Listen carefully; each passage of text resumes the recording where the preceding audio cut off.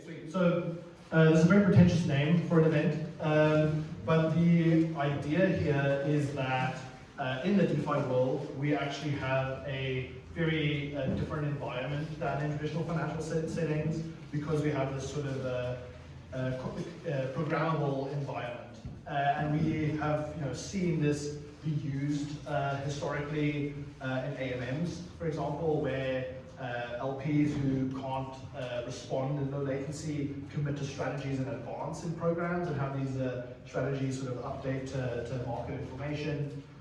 We see it with like on-chain routing and programmable trade execution.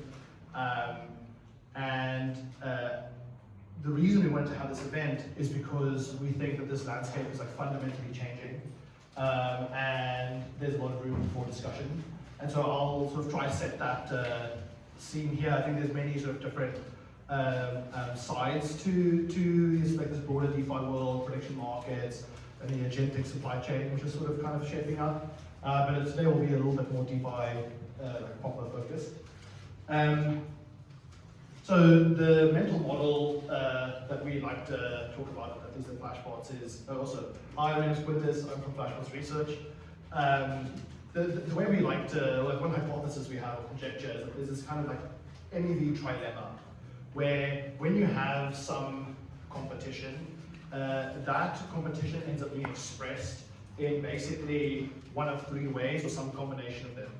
One is just explicit payments, like an auction, you pay for the right to do something. The other is like spam, or using the resources of the system. We'll have a talk on that later today, but if you guys are familiar with how like MEV and L2s work, a lot of that ends up happening. And then also there's like pure latency races, which also shouldn't be too unfamiliar to folks here. Yeah, that's in the context. And so I'm just going to do a very, very quick speed run of the I guess like stylized DeFi history that brought us here. Most of you know this, so I'll be quite quick.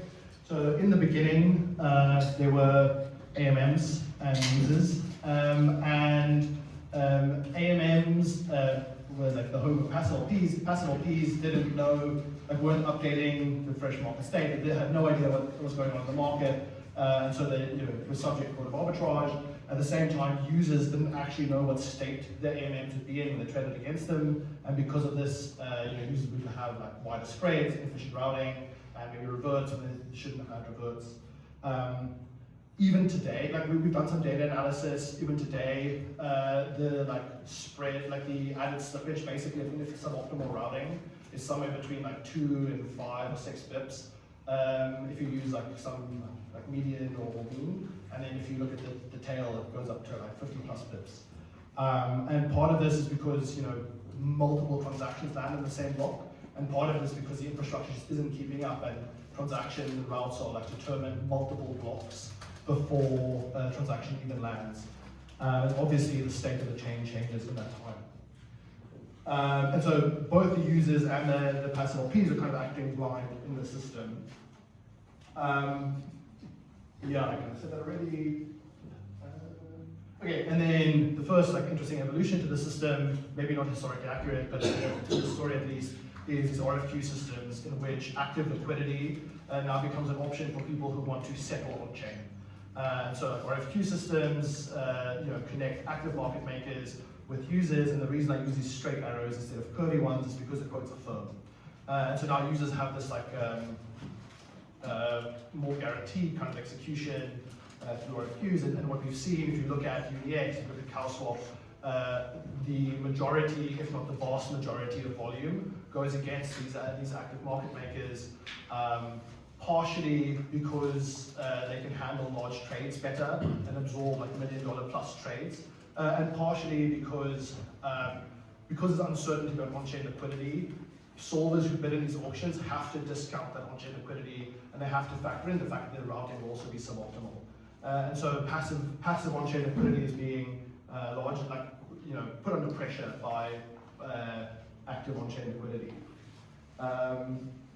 And of course, the same actors who are like quoting these RFQs are also the ones that are like sort of picking off with stakes arbitrage these on-chain LPs. And so now again we have these three actors. I'll keep moving around so you can see some of it. Here we have the on-chain AMMs, we have users, like sort of standard traders. Everyone's uninformed. The only informed actors really are these like high-frequency traders who have access to the top of block, who have like low latency access to the finance prices, etc. And then the next evolution that came in this sort of execution pipeline, at least in the Ethereum world, is OFAs. OFAs leverage backrunning, but really what they're doing is taking a user route that's already been determined and splitting that up into multiple options. And letting the block builder, who has more information about the state the user is going to execute against, choose the best execution for this user in some roundabout way. Backrunning is not the most efficient way of doing it. And this made like accessing on-chain state like a little bit more efficient, but still hasn't like completely remedied the issues I was describing. So this points us to kind of a series of layers that we can use to do the execution against on-chain liquidity. One is on-chain routing, where like smart contracts will define a route and sometimes adjust that depending on how the state's changed. We see this a lot in like low gas environments. The other is like in-builder transaction selection. That's like these OFAs I was describing, where the builder considers multiple routes, multiple ways to execute a transaction and chooses the best one. And the other is more probabilistic, which is what solvers and aggregators are doing, what users are doing if they form their own routes. They're looking at information that isn't telling them exactly what state they're going to execute against, but it gives them some guess. Maybe it's a state at the end of the last block. Maybe they have some other idea of the transactions in the block, and they try to guess what the best route is. And probably I don't think we've reached the like sort of optimal combination of these, and the optimal combination will depend on the environment. Yeah, I mean, these are three options, and we probably should combine all of them, whatever the solution is. So that's how we got here. What is the like big new thing? So we have prop AMMs. Prop AMMs mean that we now have active on-chain liquidity, and that is like in stark contrast to how passive LPs used to work. Passive LPs have no idea what the price is. Active LPs on chain have very up-to-date review of what the price is, and even compared to RFQs, these prop AMMs don't have a last look that RFQs have to extend to users for UX reasons. And one implication of this is that on-chain traders now have even greater or emphasized uncertainty, as we've seen a lot of the like spoofing work. Like 0x had some great reports about this, where it's even harder to be an on-chain trader. And I'll talk about that a little bit more in a second. Okay, so here's some of like my just like takes. Some of these are more or less controversial.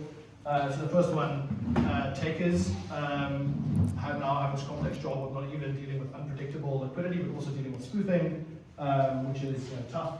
The other is that I think the existing OFA systems don't do very well in a prop AMM-driven world. Oh, and I should say that I think prop AMMs and maker prioritization will definitely come to chains where it isn't today, like Ethereum L1.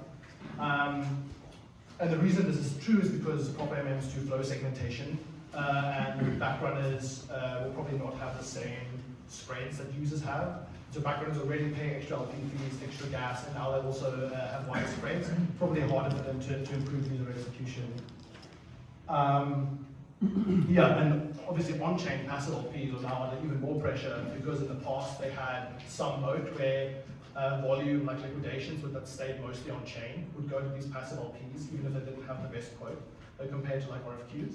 But now that you have prop AMMs on-chain, and as we can see on Solana, where most of the volume is prop AMMs, and Base where the prop AMM volume is growing, and we'll see what happens there.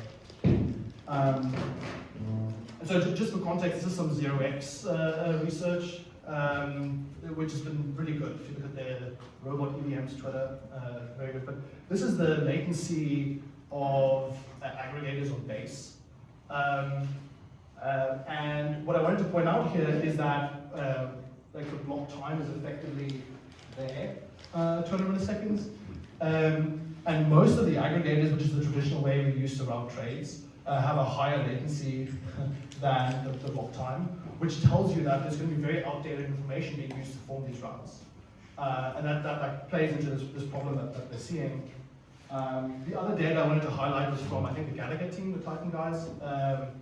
And another place where we have like an interesting trade-off between latency optimization and betting into things and computation, I guess, is in the block builders, where low latency actors like sex arbitrageurs create an incentive to be as fast as possible and act as late as possible in building blocks. But of course, this comes at the cost of other users who also want to get in the block. And so in times of high volatility, we can see that blocks are actually smaller than in times of low volatility. And this will like come and go as engineering improves and the block throughput requirements increase again, and it goes back and forth. But the problem is that this trade-off is also there. And I'm just highlighting this as like one point in which this sort of like computation latency trade-off is interesting. We should talk about it today. The final kind of idea I wanted to communicate is that, again, thinking in this like block building environment, but really also in other chains, up until today, acting as late as possible in the slot has been the way to maximize value, because the later you act in the slot, the more outdated on-chain prices will be. But that changes if you have active liquidity, because then the competition stops being to act as late as possible. It's only to act as late as possible relative to other actors who are stepping into the same block builder. So block builder latency competition should reduce, at least in my thinking about it. So that's a couple of examples of, this is just a nice diagram from Notebook LM, you don't have to read the text. So there's a couple of examples of how we are having to deal with the sort of latency and compute trade-offs. I think there are many implications of having active liquidity on L1. We are working on some like just-in-time routing kind of ideas to deal with that. And I think similar ideas will apply in different environments, but we have to think about different latencies. So that's kind of all I wanted to leave you guys with to set the scene.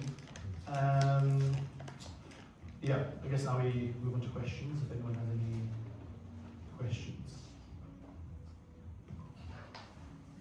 Wow.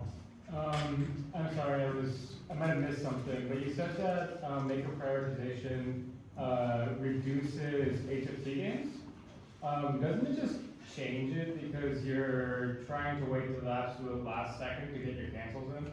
Yeah, it doesn't change the fact that people who are providing quotes and trying to sign those quotes have low latency races between them, but it does change the block builders incentive, the infrastructure's incentive, where in today's market, where the low latency value is mostly driven by arbs against passive LPs. In the this pure proper MM world, all of the latency competition is against other updates are going into the same block builder. So in that extreme world, you don't have block builders competing on latency against each other. It's only makers and takers competing against each other to one block builder or whatever infrastructure they're trading through. Okay, I agree with that.